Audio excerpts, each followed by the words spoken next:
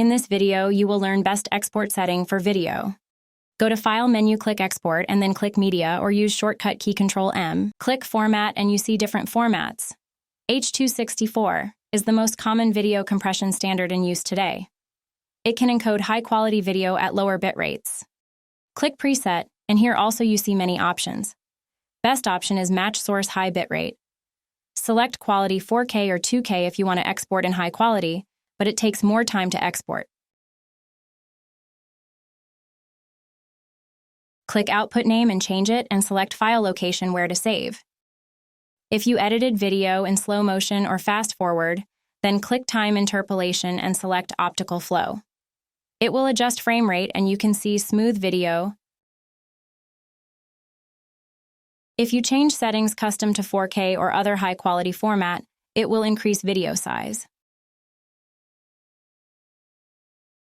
After finalizing setting, just click Export.